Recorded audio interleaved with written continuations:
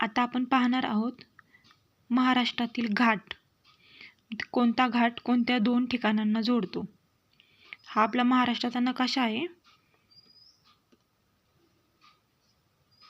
आपल्या सर्वांना माहिती आहे घाट सेक्शन हा सह्याद्री पर्वतरांग याच्यावर जास्त प्रामुख्याने आढळतो, कारण इथे सह्याद्रीचे मोठे मोठे उंच डोंगर रांग आहेत आणि त्यामुळे इथे आपल्याला म्हणजे देशामधून कोकणामध्ये जाताना आपल्याला घाट ओलांडून जावे लागतो. त्याच्यामुळे मोस्ट ऑफ दी घाट सह्याद्रीमध्ये आहेत. आपण बघूयात आता थळघाट आणि बोरघाट दोन्ही घाट आपण सोबतच बघू. सोबत यासाठी की दोघंही मुंबईला जातात. थळघाट कुठून जातो? नाशिकवरून मुंबईला जातो आणि बोरघाट पुण्यावरून मुंबईला जातो. आता थळ आणि बोर, आता 2 अक्षरी नावं आहेत, थळ आणि बोर. मग छोटी छोटी नावं कोण ठेवतं? म्हणजे रिया, दिया, सिया अशी नावं कोण ठेवतं? जे जास्त शिकलेले लोक असतात किंवा जास्त स्वतःला ॲडव्हान्स समजतात ते. ॲडव्हान्समेंट म्हणजे महाराष्ट्राच्या दृष्टीने मुंबई. मग advancement which is connect to Nashik via Thalghat. म्हणून नाशिक ते मुंबई थळ, पुणे ते मुंबई बोर. पुण्यावरून मुंबईला जाताना लोणावळा, खंडाळा, बोरघाटातूनच जातो आपण. ट्रिक्स थोड्या आडवाटेने काढलेले आहेत पण लक्षात राहून जातात. त्यानंतर येतो दिवेघाट. दिवेघाट हा पुण्यातल्या पुण्यातच आहे, म्हणजे पुण्यापासून निघतो आणि बारामतीपर्यंत जातो. मध्ये आपल्याला दिवेघाट लागतो. तर विठ्ठलाची वारी दिवेघाटातून जाते. याच्यावरून आपल्याला लक्षात येत असेल की पुणे आणि बारामतीला दिवेघाट आहे.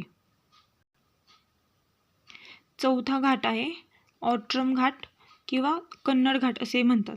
आपल्याला माहिती आहे औरंगाबादमध्ये एक तालुका आहे कन्नड नावाचा इकडे, आणि किंवा मग कन्नड सोडून ऑट्रम विचारलं तर औरंगाबादला एक गव्हर्नर का व्हाईसराय कोणीतरी होतं, गव्हर्नर होता जो औरंगाबाद त्याच्या अंडर औरंगाबाद होतं. किंवा औट्रम नावाचं औरंगाबादला एक राखीव वन्य पशूंसाठी एक अभयारण्य की काहीतरी असेच आहे. औट्रम म्हटलं की औरंगाबाद हे आपल्याला लगेच लक्षात येतं. औट्रम म्हणजे काय? औरंगाबादवरून धुळ्याला जाण्यासाठी किंवा वरती कुठं पण, म्हणजे जळगाव धरा किंवा धुळे धरा किंवा औरंगाबादवरून नंदुरबार धरा, पण औरंगाबादवरून वर जायचं म्हटलं तर ऑट्रम घाट. औरंगाबादला हा एवढा एकच घाट लक्षात ठेवायचा आहे. त्यानंतर येतो कात्रज घाट. कात्रज घाट कुठे आहे? पुण्यावरून जेव्हा आपण साताऱ्याला जातो तेव्हा आता कात्रजचा बोगदा खूप फेमस आहे. कात्रज घाट किंवा खंबाटकी घाट हे दोन्ही पुण्यावरून साताऱ्याला जाताना आहेत. आता खंबाटकी घाटाबद्दल एक म्हणतात की रात्रीच्या वेळेस तिथे थांबू नये, कारण तिथे खूप निगेटिव्ह शक्तींचा खूप जास्त प्रभाव आहे. तर खंबाटकी आपण तसं लक्षात ठेवू शकतो. पुणे सातारा खंबाटकी, पुणे सातारा कात्रज. त्याच्या पुढे आहे पसरणी घाट, जो साताऱ्यातच आहे वाईवरून महाबळेश्वरला जाताना. आता पसरणी या शब्दाला चुकून आपण पाचगणी असं वाचलं तर आपल्याला पाचगणी या शब्दावरून कळतं की साताऱ्याच्या एरियामध्ये कुठंतरी पाचगणी आहे. पसरणी आणि पाचगणी हे 2 शब्द सेम आहे. सो आपण महाबळेश्वरवरून वाईला जाताना पाचगणी घाट म्हणजे पसरणी घाट. आपण पाचगणी आणि पसरणी हे 2 शब्द थोडेसे जुळते मिळते घेऊ आणि आपल्याला पसरणी विचारलं की आपण पाचगणी आठवू आणि पाचगणी आठवल्यावर आपल्याला सातारा आठवेल. मग साताऱ्यात काय फेमस? महाबळेश्वर, वाई महाबळेश्वर, पसरणी वाई महाबळेश्वर. त्याच्या पुढचा घाट आहे वरंधा घाट, जो की पुण्याला आणि रायगडमधल्या महाडला जोडतो. तर आता वरंधा म्हणजे आता महाड म्हणलं की आपल्याला डॉक्टर बाबासाहेब आंबेडकर आठवतात. डॉक्टर बाबासाहेब आंबेडकरांनी महाडला 14 तळे सत्याग्रह केला होता, म्हणजे जातीव्यवस्थेवर पद्धतशीर रंधा मारला होता. तर रंधा म्हटलं की आपण महाड आठवणार, वरंधावरून आपण रंधा आठवणार आणि रंधावरून आंबेडकर आठवणार, आंबेडकरांवरून महाड आठवणार आणि महाडवरून आता पुणे म्हणजे कसं जरा शैक्षणिक बाबतीत प्रगत, म्हणजे मागासलेल्या लोकांना जरा शैक्षणिक फ्लोमध्ये आणण्यासाठी त्यांनी 14 तळे सत्याग्रह केला होता. म्हणून व रंधा हा घाट, रंधावरून आंबेडकरांनी रंधा मारला आणि सर्वांना फ्लोमध्ये आणलं, म्हणजे पुणे ते महाड हा वरंधा घाट. ट्रिक्स थोड्या कॉम्प्लिकेटेड आहे, पण एकदा लक्षात राहिलं की लवकर विसरत नाही. पुढचा घाट आहे कशेळी घाट. आता कशेळी, आता हा घाट आहे ना कोकणातूनच निघतोय आणि कोकणातच जातोय. महाडवरूनच पुढे खेडवर जातो आणि पुढे दापोलीला जातो. म्हणजे कोकणातच, महाडवरून खेडवरून दापोलीकडे. म्हणजे हा आपलं एक माणूस आपलं शेळी घेऊन त्याचा सरळ रोडने चारत चाललाय असं आपण लक्षात ठेवू शकतो. शेळी कशी जाते? सरळ सरळ सरळ. शेळी कशी जाते? महाडवरून खेडवरून दापोली. म्हणजे ते काय अशी कोकणामधून इकडे देशावर येत नाही किंवा देशावरून कोकणामध्ये जात नाही. चेंज काहीच नाही, आपली सरळ मार्गे कोकणातच. त्याच्या पुढचा घाट आहे चंदनापुरी. आता चंदनापुरी ह्याच्यामध्येच त्याचं नाव लिहिलेलं आहे. ना म्हणजे नाशिक, पु म्हणजे पुणे. म्हणजे चंदनापुरी हा घाट आपल्याला कोणाला जोडतो? नाशिक ते पुण्याला जोडतो. पुण्यावरून नाशिकला जायला चंदनापुरी घाट आहे. पुढचा घाट आहे नाणेघाट. नाणेघाट कुठे आहे? पुण्यावरून जेव्हा आपण कल्याणला जातो तेव्हा आपल्याला नाणेघाट आठवतो. तर नाणे आणि जुन्नर, पुण्यातल्या जुन्नरमधून जातो. नाणे, जुन्नर आणि कल्याण या तिघांची आपल्याला ट्रिक आहे की आता जुनं नाणं जर तुमच्याकडे खूप जुनं नाणं असेल आणि ते तुम्हाला आत्ता सापडलं तर तुमचं कल्याण आहे. कारण ना पुरातत्व विभागामध्ये ते नाणं खूप महाग असं जातं. म्हणजे जुनं नाणं असेल तर कल्याण आहे बाबा. म्हणून नाणेघाटात जुन्नर, कल्याण. ठीक आहे. आता पुढे जर आपल्याला साताऱ्यामधून जर आपल्याला कोकणामध्ये उतरायचं म्हटलं तर कोणता घाट लागतो? त्याचं नाव आहे रणतुंडी घाट. साताऱ्यावरून कोकणात उतरायला आपल्याला रणतुंडी घाट आहे. मग आता सातारा म्हटलं की आपल्याला शिवाजी महाराज आठवतात. शिवाजी महाराजांनी दुश्मनांना कसं म्हणजे रडवेलं केलं होतं, पार रडायला आणलं होतं. म्हणून साताऱ्यावरून रणतुंडी घाटाने आपण कुठे जातो? कोकणात. म्हणजे खाली, साताऱ्याच्या खाली कोकणात. साताऱ्यातून म्हणजे आपण महाबळेश्वर, सातारा म्हणजे महाबळेश्वर. तिथून कुठं आपण जाणार? महाडला जायचं म्हटलं तर रणतुंडी घाटे. किंवा अगदी कराडवरून तुम्हाला चिपळूणला जायचं म्हटलं तरी तुम्ही रणतुंडी घाटाने जाऊ शकता. थोडक्यात काय, साताऱ्याचं महाबळेश्वर घ्या, कराड घ्या, महाबळेश्वरवरून महाडला जा किंवा कराडवरून चिपळूणला जा. तुम्हाला रणतुंडी घाटातून जावं लागेल. पुढचा घाट आहे लळिंग घाट. आता लळिंग घाट कुठून जातो? नाशिकवरून धुळ्याला किंवा धुळ्यावरून नाशिकला. आता धुळी म्हणजे नाही का, ळ आलाय दोघांमध्ये, म्हणून लळिंग, धुळिंग. आणि धुळ्यासोबत दुसरं जोडणार म्हणजे डोंगरमाता कुठे आहे? धुळ्यावरून जळगावला जायला थोडी ना जास्त डोंगर आहे. त्याच्यामुळे धुळ्यावरून नाशिक, सह्याद्रीकडे येतो ना आपण. धुळ्यावरून नाशिकला यायला आपल्याला लळिंग म्हटलं ना तरी लगेच धुळिंग आठवतं आणि धुळिंगवरून धुळे आठवतं. धुळे कुठे जाणार आहे? जाऊन नाशिकलाच येणार आहे. साताऱ्यामधला अजून एक घाट महत्त्वाचा आहे. कराडवरून चिपळूणला जाण्यासाठी कुंभार्ली घाट आहे. तर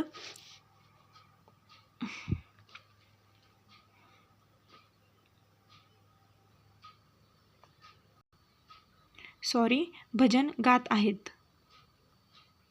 या पुढचा घाट आहे फोंडा. आता फोंडा घाट जेव्हा आपण कोल्हापूरवरून पणजीला जातो, पणजी म्हणजे गोव्याची राजधानी, कोल्हापूरवरून पणजीकडे असा क्रॉस जेव्हा येतो ना, कोल्हापूर, पणजी, फोंडा. आता याची ट्रिक कशी आहे? कोल्हापूरचे लोक जास्त ताकदवर आहेत ना, पैलवान वगैरे. मग ते त्यांच्या कोणी वाकड्यात गेलं की ते डायरेक्ट फोडतातच त्याला. मग ज्यांनी मार खालाय ते काय म्हणतात?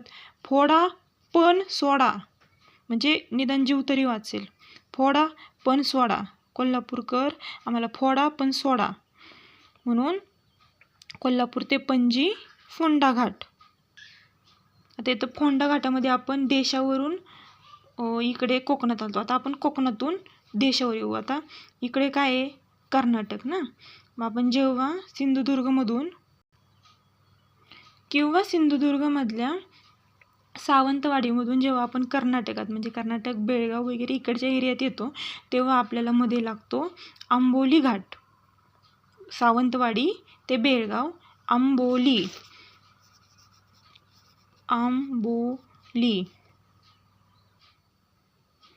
सावंतवाडी ते बेळगाव, आंबोली. आता सावंत म्हणजे पूर्वीच्या काळामध्ये खूप श्रीमंत लोक असायची, मग त्यांच्याकडे मोठे मोठे आंब्याच्या वगैरे बागा असायच्यात, म्हणून सावंत आणि आंबा यांचा थोडासा कनेक्शन आहे. आणि बेळ, आता बेळला आपण हिंदीमध्ये काय म्हणतो, बेलगाव. आंबोली, आंबेली, याला आंबोलीला आंबेली म्हणायचं, लगेच बेल. आंबेली, बेलगाव. आंबेली, बेल.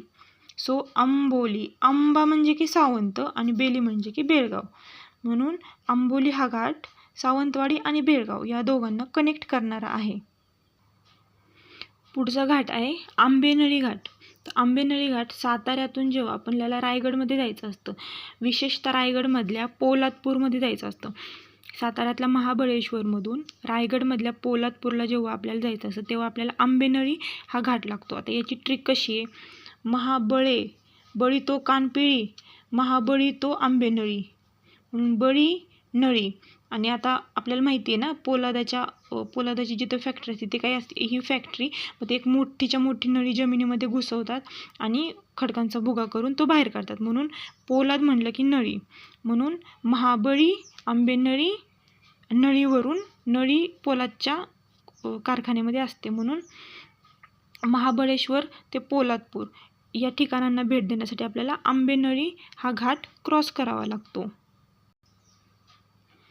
आता इथं मगाशी आपण क्रॉसवालं बघितलं होतं, कोल्हापूरवरून गोव्याला पणजीला आणि इकडून बेळगाववरून सावंतवाडीला. पण आता आपल्याला जर कोल्हापूरवरून कोकणातच उतरायचं असेल तर कोणता घाट आहे मग? कोल्हापूरवरून कोकणात उतरायचं म्हटलं 2 रोड आहेत. एक तर कोल्हापूरवरून तुम्ही सिंधुदुर्गला जा किंवा कोल्हापूरवरून तुम्ही रत्नागिरीला जा. दुसरा काही कोकणाचा भाग कोल्हापूरला लागत नाही, म्हणून हे 2 महत्त्वाचे घाट आता आपण बघणार आहोत. कोल्हापूरवरून जेव्हा आपल्याला रत्नागिरीला जायचं असतं ना, तेव्हा आपल्याला आंबा घाट लागतो. कोल्हापूरवरून रत्नागिरी आंबा घाट. आणि कोल्हापूरवरून जेव्हा आपल्याला सिंधुदुर्ग किंवा कणकवलीला जायचं असतं ना, तेव्हा आपल्याला हनुमंते घाट लागतो. आता याची ट्रिक पाहूयात. आता आंबा या शब्दाशी कोल्हापूरचं आणि रत्नागिरीचं खूप चांगलं कनेक्शन आहे. आंबा म्हणजे कोल्हापूरची अंबाबाई आणि रत्नागिरीचं रत्न आंबाच आहे ना, कारण कोकणामध्ये मोस्टली रत्नागिरीमध्ये आंबे पिकतात. सो आंबा म्हटलं, आंब्यावरून काय आठवणार आपल्याला, अंबा माता जी कोल्हापूरची, आणि आंब्यावरून आपल्याला रत्नागिरी आठवणार जिथं आंबा हापूस चांगला पिकतो, म्हणून कोल्हापूर ते रत्नागिरी आंबा घाट. ठीक आहे. आता खालचा कोल्हापूरवरून कणकवलीला जायचं आहे, म्हणजे कणकवली कुठली आहे, सिंधुदुर्ग जिल्ह्यातली. कोल्हापूरवरून खाली इथं सिंधुदुर्गला जायचं आहे, आपल्याला हनुमंते घाट आहे. आता हनुमंते म्हटलं की आपल्याला पुन्हा हनुमान आठवतो. आता हनुमान म्हटलं की आपल्याला शक्तीची देवता आठवते. हनुमान म्हटलं की ताकद. सो हनुमानाने जर एखाद्याला मारलं तर ते एकदम कोल्ह्यासारखं कुई करेल, पार त्याची कणिक तिंबून टाकेल. ठीक आहे ना. सो हनुमंते घाट म्हटलं की हनुमान आठवायचा. हनुमान काय करतो, कोल्ह्यासारखं कुई करायला लावतो किंवा मग कणकेसारखं तिंबवतो. सो कोल्हापूर आणि कणकवली या दोघांचा संबंध हनुमंतेसोबत आहे.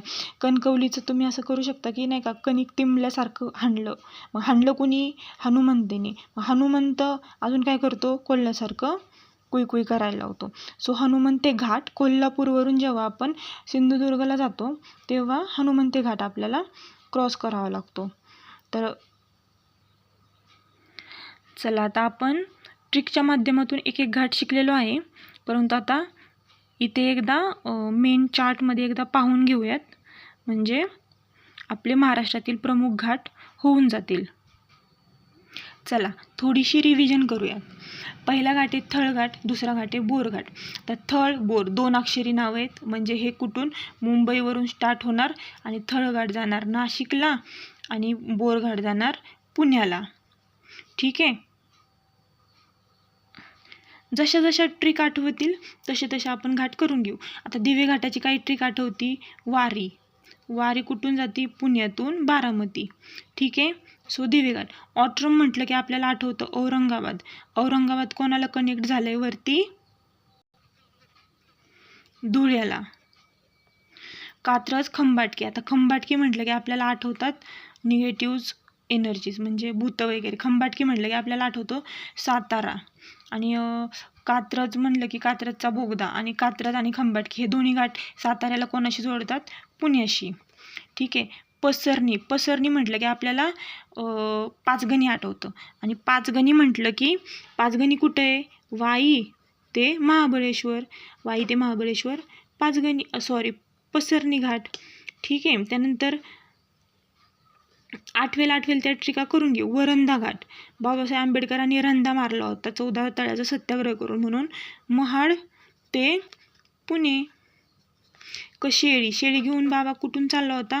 एकटाच चालला होता. सो हा घाट कोकणातूनच जातोय. सो हा घाट कुठून जातोय? महाड, खेड ते दापोली. कोकणात जातोय. चंदनापुरी. नावरून नाशिक, वरून पुणे. पुढे बघूया नाणेघाट. तर जुन्या नाण्याला वॉन्टेड आहे. सो जुन्नर. आणि जुन्या नाण्या जर सापडलं तर आपल्याला कल्याण होईल, म्हणून जुन्नर ते कल्याण नाणेघाट. आता पारघाट रणतुंडी. शिवाजी महाराजांनी दुश्मनाला रडायला लावलं होतं. शिवाजी महाराजांचं मेन हे कुठं आहे?